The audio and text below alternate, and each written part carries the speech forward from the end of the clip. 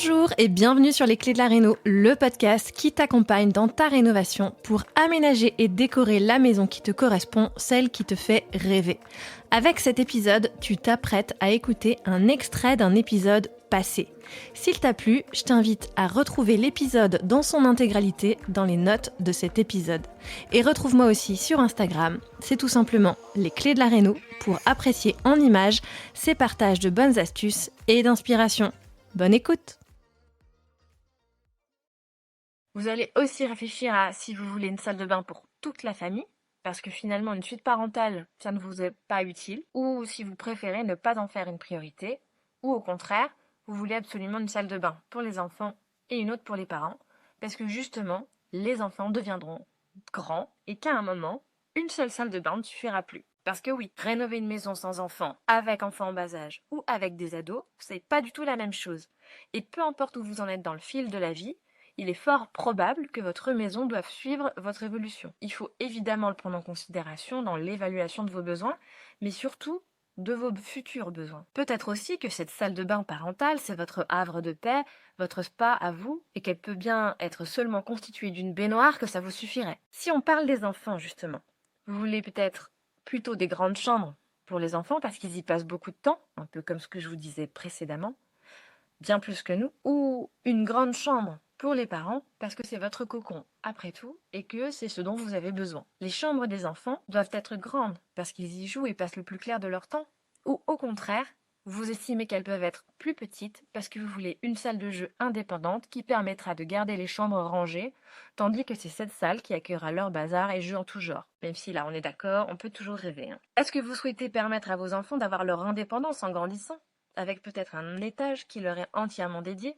ou alors vous permettre d'avoir une chambre de plein pied à vous, pour vos vieux jours. Vous souhaitez pouvoir travailler de la maison, dans un espace dédié pour ne pas mélanger pro et perso, ou peut-être qu'un simple coin bureau vous suffit, parce que vous ne l'utiliserez pas souvent finalement. Si on parle de la buanderie maintenant, est-ce que c'est un espace qui permet uniquement de mettre une machine à laver, ou vous souhaitez également avoir l'espace de faire sécher le linge à l'abri des regards pour éviter que ce soit dans le salon? Est-ce que vous souhaitez une arrière-cuisine qui permette de faire un garde-manger, mais aussi qui accueille tout l'électroménager que vous trouvez disgracieux, parce que vous souhaitez plutôt une cuisine dans un esprit minimaliste? Peut-être souhaitez-vous aussi un endroit pour faire du sport, du yoga, sans avoir à tout déménager à chaque fois. Enfin, peut-être aussi que vous souhaitez pouvoir recevoir aisément et à l'improviste avec une chambre d'amis, ou au contraire, ça ne vous dérange pas du tout d'avoir à déplier un canapé lit quand vous en avez besoin. Vous le voyez, en vous posant ce genre de questions, on va aller plus loin vers ce qui relève de votre mode de vie, ce qui a de l'importance ou non pour vous, pour que votre maison vous aide à vivre votre meilleure vie, qu'elle vous facilite votre quotidien, qu'elle vous aide à être une famille, mais aussi à être vous-même. Alors bien sûr, peut-être que votre rénovation ne vous permettra pas d'exaucer tous les vœux que vous aurez pu identifier ici, mais les avoir définis noir sur blanc va vous permettre de poser vos priorités, voir ce sur quoi vous êtes prêt à faire des concessions ou non, et justement en vous projetant également dans l'avenir pour voir ce dont vous pourriez avoir besoin plus tard. Cela va vous permettre de réfléchir à des alternatives, pour peut-être aussi optimiser les espaces différemment, réorganiser les choses de ce que vous auriez pu penser au départ. Vous l'aurez compris donc, c'est en prenant le temps de réfléchir à qui vous êtes vous et les membres de votre famille que vous pourrez identifier ce qui vous correspond pour que votre maison réponde au mieux à vos besoins. Soyez à l'écoute de vos habitudes et de votre façon d'appréhender vos espaces pour vous garantir une maison agréable.